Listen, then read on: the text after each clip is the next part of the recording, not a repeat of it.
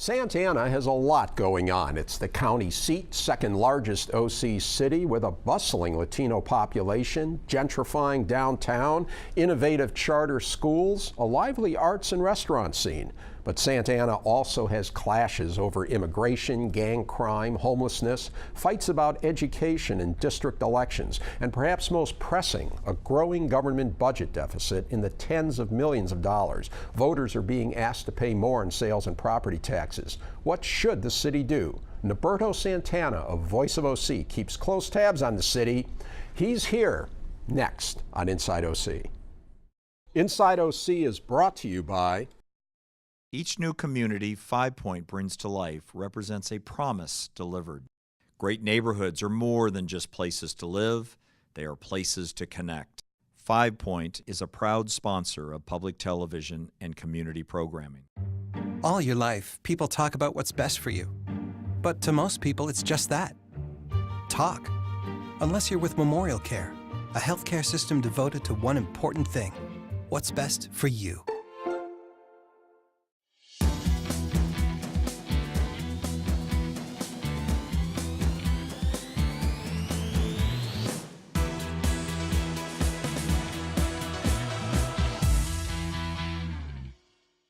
It's a very diverse, amazing place. Yeah.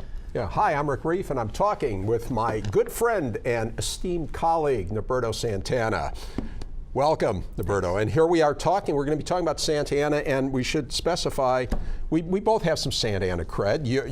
Your Voice of OC is based in Santana. As we record this show, we are sitting in a studio in Santana. So wonderful city. So what better subject? A lot going on in the city.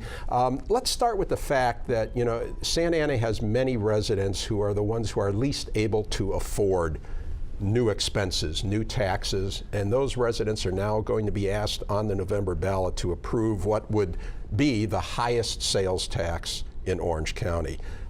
What's going on? Well, this is the challenge. You have a city budget that is increasingly, remember, this is a city that was on the brink of bankruptcy just a few years ago. They had to literally outsource their fire department to save the city budget. And yet a few years later, the word bankruptcy is immediately looming out in the distance again. City staff themselves, the city manager, the finance staff say that basically they have an unsustainable situation with rising police pensions. They have politicians that are granting raises to police and other city employees that in some ways they just don't have the revenues to be able to come through with those promises. That is leaving a massive gap moving forward that increasingly the residents of Santa Ana are being asked to match. Yeah, let's talk about what this tax would take and of course most of a sales tax is not local, but local communities can add on to it. This would take Santa Ana from 7.75% to 9.25%.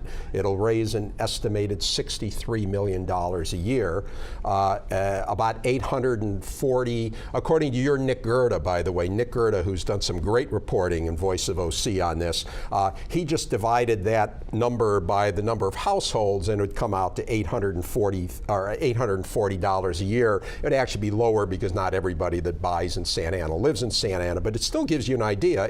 You're talking hundreds of dollars a year for a Santa Ana resident, and indeed the city manager says that they'll be looking at a potential bankruptcy a few years out. We've heard that one before. What's interesting, Norberto, you mentioned pensions, and that is the big driver of the deficits now that Santa Ana is going to be facing, but the ballot title doesn't say that this is a tax to cover pension shortfalls.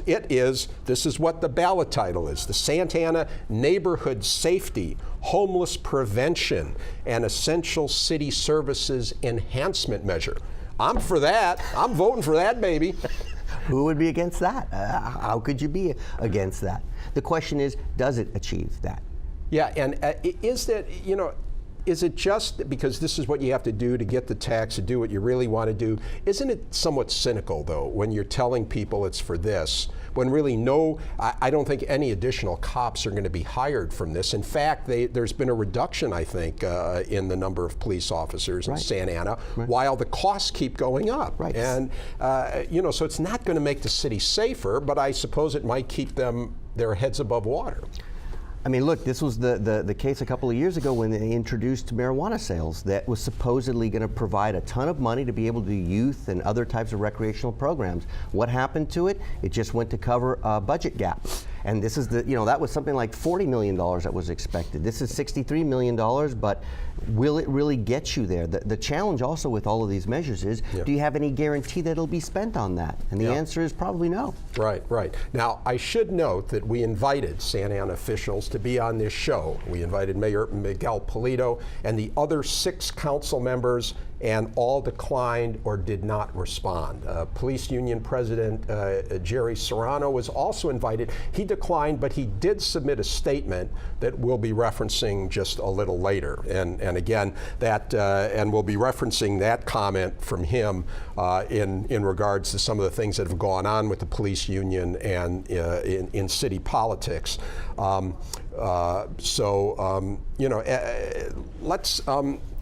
Let's talk about that a little bit. Let's talk about the situation with the police, the history now of the city manager, the last election in 2016, and the impact. Let's talk about that. I mean, look, there's a big battle in Santa Ana. I mean, Santa Ana is a vibrant, dynamic city. It also has serious public safety challenges, and those police officers have a lot of work on their hands.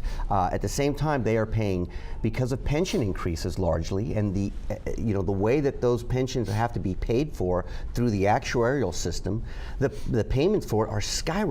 And frankly, this is a situation that many cities across America are facing. In many ways, Santa Ana is the canary in the coal mine. It is telling you what's coming at a lot of American cities. A few years ago, there was a protest, or politicians asked the police officers to pay more into their pensions.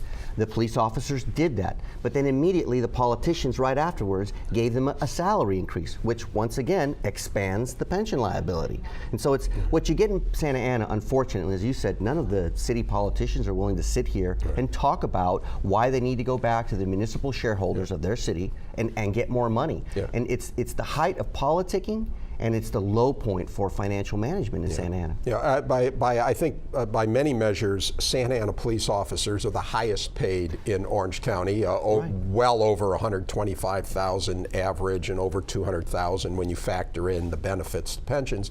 However, perhaps they deserve to be the highest paid. They have to deal with the gang crime, and I think that police force is highly respected by your average Santa Ana resident.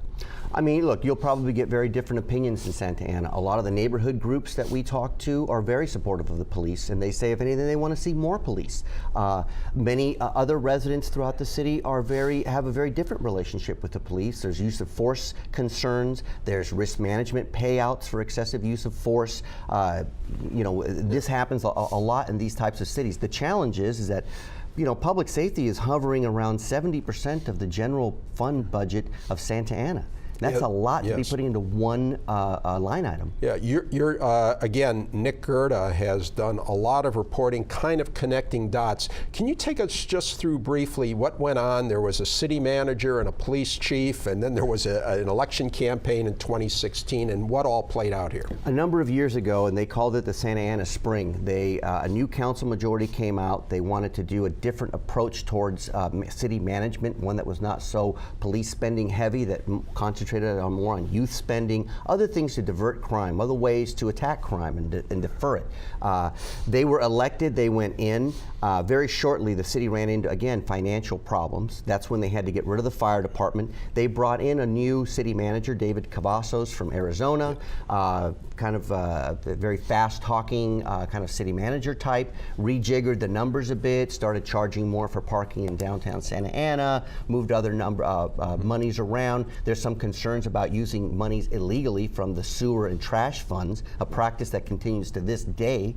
At that point, they also brought in a new police chief. I think it was the first Latino police chief in the history of the city. This same police chief was talking, Jose Rojas, was talking about community policing and emphasis on that, also holding officers to a bit of a higher standard on disciplinary issues. That's where the police union really sort of kicked in and became a campaign force.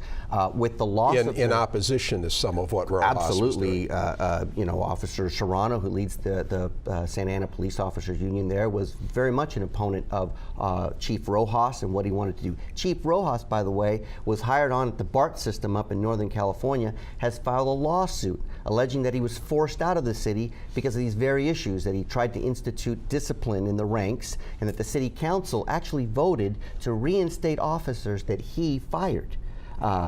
When Rojas left, the city manager was also forced out. That forced them into a sort of a situation of interims. Right. And the financial crisis continues. Yeah, and when you said they were forced out, this was after then a new council was elected, Correct. which was supported by the by the police union. And in fact, we're looking right now at a couple pictures of brochures that the police union put out during that campaign. And so then, lo and behold, even though everybody knows there's a budget problem, they voted in some generous pay increases. I mean, this is why you have the First Amendment and people can express themselves in campaigns. You're right. With the loss of the firefighters union and really not much of the Chamber of Commerce or other campaign spenders, the police union in Santa Ana has become the main campaign spender. I think Nick Gerda, our wonderful reporter in Santa Ana, calculated they had spent something like $400,000 in the last campaign cycle. That did get them a council majority, and it reversed much of what this Santa Ana spring had sort of moved into effect. The word community policing is no longer used at all. Huh. Okay, and as I mentioned, this is the time to bring in that comment from Jerry Serrano, who we've mentioned. He's president of the Santa Ana Police Officers Association. And here's what, I invited him on the show also, and he declined that, but he did send a statement. And here's the gist of it. He says, as to your comment linking any employee raises to the budget shortfall, nothing can be further from the truth. The 2017 employee raises for the entire city was approximately $3 million. The police cost was approximately $2 million, which is less than 1% of the city's annual budget. Like in any budgeting or financial institution, 1% of the budget is so minuscule and a non-factor in what the city is reporting. So that's his comment. And of course, I'm sure that he'd have more to say if he were here about some of the other things we're talking about. But anyway, you know, it's accurate as far as it goes. What it doesn't mention is anything about the spiraling pension costs and these other things. Right. I mean, obviously, according to Officer Serrano's logic, then you should double the raise. It's nothing. Why not double it then? The reality of it is that it's apples and oranges, and this is the problem when you end up in a special interest society like we've got now in Santa Ana. Officer Serrano is advocating for his officers. The problem is, or the challenge in Santa Ana, and this is not me saying it, it's the city manager, it's the city finance department, which of course they're not happy with, but 70% of your budget is being spent on public safety. The costs for public safety are going up and up and up, and that's your pension costs. It's creating a budget deficit. There is no other department in Santa Ana's government that runs this type of deficit or that has an accelerator built into it, which is the pension cost. Yeah. It's a serious, serious issue that not only Santa Ana, but other cities are dealing with. Yeah. It's really cutting it. And the key here is Santa Ana taxpayers are paying much more for police, but yet they have the same level of police force. So you're not getting more police officers. You have the same officers, unfortunately, in a situation where they are not getting the reinforcement that they believe they should be getting. Yeah. The challenge here becomes is how much should a city be spending on public safety? Right, right. And just to close one loop, when you mentioned the fire department, they got rid of the fire department. They then contracted with the Orange County Fire Authority, which itself is having a lot of problems right now. But anyway, and I think I haven't heard much about that being a problem from a budgetary standpoint. So maybe they saved some dollars doing that, but they felt it was the fiscal thing to do is to get rid of the fire department. Now, let's talk a little bit about the fact, because I think you have some views on this, that nobody would come on the show from Santa Ana. I mean, this is, in any other city, somebody would come on, regardless of what side of the issue. These council members in Santa don't always vote together. They have different views. None of them, from the mayor to the other council members, would come on, and they just don't seem to like to talk about things. These are big issues going on in their city, and nobody would come on. It's a failure to engage, and it's a horrible failure to engage the public. Why is that? Why? Well, because they don't like to answer hard questions. I mean, obviously they'll have to answer that to themselves. Why they don't engage their own residents? I think. But you could argue that most public officials don't want to be on the hot seat, but they feel, hey, I want to get my point across. I have a civic duty or whatever. And in Santa Ana, they prefer to operate in the shadows, if you will. I agree. I think there's a total disconnect between this city council, and I think, frankly, a lot of it comes from the way that they're elected. They're elected, in a sense, at large. So they're not really that accountable to individual residents. There's not, they don't face challenges from. So what you get from the Santa Ana City Council is the height of politicking. I mean, district elections alone has taken almost half a year to put it on the ballot. This is in a city that's 78% Latino. Okay, so let me play the devil's advocate and make the case for Mayor Miguel Pulido, who has in past years been on this show. In fact, he's made 2 appearances plus a reporter segment, so you might say he's been on the show 3 times. I have a great relationship with him, see him, friendly and all that, but he doesn't like to come on. And you could argue it's worked. It's worked from his standpoint. He's been on the council since the 80s. He's been the mayor since the 90s. I'm quite sure that he's the longest serving mayor in Orange County. And so, and I think the business community generally likes him. I think they prefer him to the alternatives. I don't think they like the Santa Ana Spring candidates. He has been a business-friendly guy. He keeps things moving. He's the adult in the room. Is there some truth to all that? Well, yeah. I mean, I don't have a bad relationship with Miguel. At the same time, when you say he keeps the ship moving, this is a ship that's moving towards bankruptcy. I mean, there is a massive, and as you said, it's been wonderful for Miguel to survive politically. This inability to avoid reporters, to avoid comment, to avoid the public, to avoid public forums, and in a sense, he's really laid out a role there for a lot of politicians to follow. I think, frankly, you see the same dynamics these days on the County Board of Supervisors, an absolute failure to engage, and to engage the public in tough debates where there are no, where there's difficult choices. And I guess I get it. And politicians, that's not a ticket to get reelected, right? It's just, glad handing. And as you said, Miguel's really become very good at it. And apparently the business community in Santa Ana is okay with these types of systemic deficits and the word bankruptcy looming out in the distance at every turn. And here's the key: not enough spending on youth, not enough spending on open space, not enough spending on the critical elements that create a healthier community and that lead you towards not needing so many police officers. Well,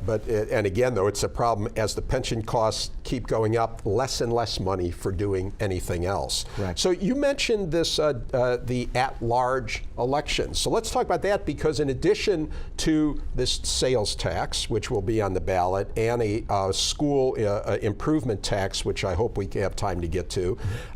Another thing Santa Ana voters will have on the ballot is this proposal to go from at-large council to district.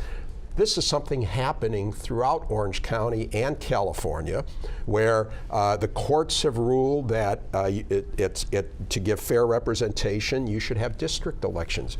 Is there an irony that the majority Latino city of Santa Ana, where every council member is a Latino, has been the most resistant to putting district elections on the ballot? Yeah, it's a pretty thick irony. I mean, yeah, absolutely. It's and again, it's politicking. It's the height of politicking.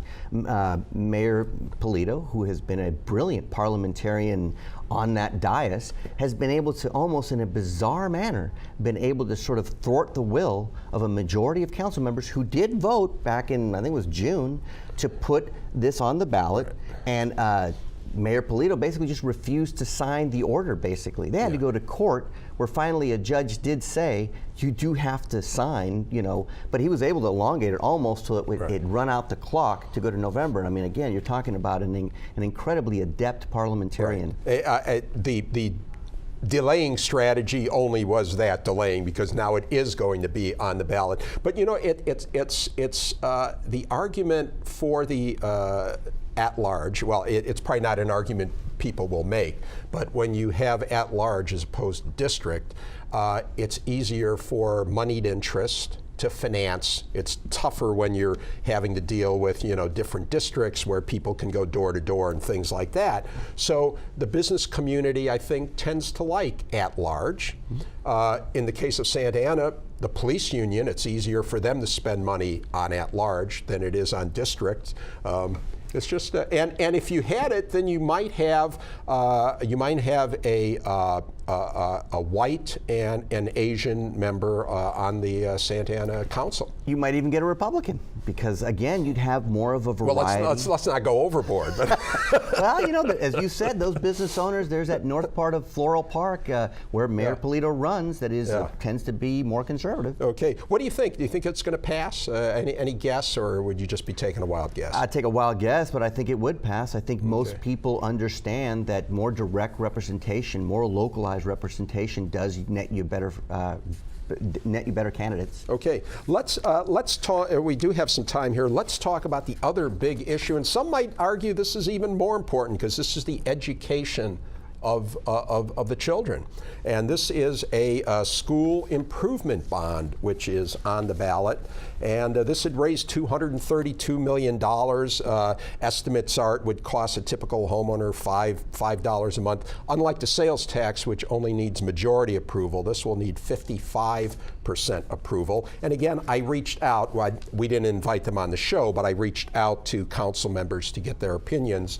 And let me first read from the Santa Ana School Board President, Valerie Amezcua, who basically said what people can see online if you go to the Santa Ana website. And I had to abridge these comments a little, but here's the essence of what she had to say. For only about $5 a month, typical Santa Ana homeowner can, to the typical Santa Ana homeowner, we can repair deteriorating roofs, plumbing, gas, electric systems in our schools, provide modern science and engineering labs and career tech education facilities necessary to ensure local students are prepared for college and receive the career training they need to compete for good jobs. An independent citizens oversight committee and annual audits are required. This is a clear system of fiscal accountability. Passing this measure also makes our district eligible for $62 million in state matching funds. The last Santa Ana Unified School District bond measure was 10 years ago, and those funds were spent on time and on budget and were never intended to address all of our repairs and upgrades. This measure would fund the next phase. I also reached out. Now, this, by the way, was put on put on the ballot by the school board by a 4-to-1 vote. So I also reached out to the dissenter, Cecilia Iglesias, and here's what she had to say. She said, SAUSD already receives over $800 million a year to cover facilities needs. The reason they are passing this bond property tax is because last year the other 4 board members passed a project labor agreement. So they are only doing this to please their union buddies. According to the school accountability report cards, our school facilities are in good condition. We had the money to upgrade our facilities, but they chose to give close to 20% raises to staff in the last 5 years. We're already paying close to $300 a year for, I guess that means a typical homeowner, for Measure G and Measure C. Santa Ana residents can't afford new taxes. The school district needs to focus on raising student achievement scores, not property taxes. 68% of students are not reading proficient, and 71% are not math proficient. Sounds like pretty good arguments both ways. I mean, this is the argument, and again, it speaks to more budget reporting. I mean, these types of budgetary bonds are important for residents to understand what is it that you spend on. As you said, $5 a month to ensure that your kid has a better facility to go to. If you're a homeowner, there's few things that elevate the price, the value of your home than a good school nearby. I mean, all of us, when you go to look on Zillow or anything else to move to a community, the first thing you look for are the schools. So a lot of that is tied together. However, there are legitimate points Well, about... the question is, though, does that spending improve the schools? Because, again, and I think it's unfair to hold Anaheim and Santa Ana and even LA Unified to the same level as, Irvine and, other school districts. But if you look, there are websites that tell you, that grade the different school districts for the very point you're going to buy a home somewhere. and you check the schools, and Santa Ana's on the bottom rung there. Right. And so Cecilia, I think, does make a point. I think that's the question. Sure. Will this measure have an impact on the performance of kids in Santa Ana? And don't forget, too, that Santa Ana is the center of, in some ways, this charter school debate. And so this is also another question, which is, do you keep pumping money into this system that many advocates claim is just not serving these kids well, is not transparent, does not involve the residents or the parents in a systematic kind of way, or at least not enough, and that these numbers about where their proficiency levels are at are certainly not acceptable. I mean, they've got to keep trying to do better. But this is the big debate facing most of us in California. Yes, and on that note, that's a whole nother show. We have done that show, by the way, the charter school movement in Santa Ana, lots of other things. Education, so important. And Norberto, always great. Thanks. That's it for now. Thanks again to my guest, Norberto Santana. You can watch this show and past shows by going to pbssocal.org or rickreiff.com. You can also catch our shows and our post-show open mic chatter on YouTube. And follow us on Facebook, Twitter, and Instagram. Thanks for watching. We'll see you again on Inside OC.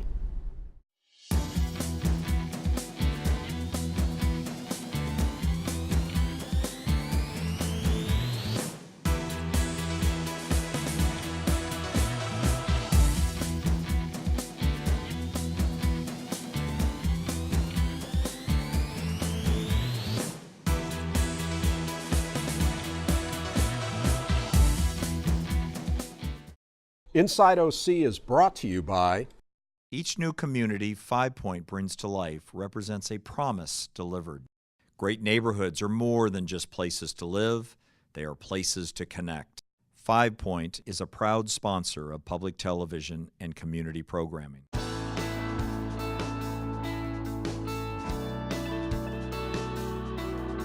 Chapman University is a proud sponsor of Inside OC and community programming.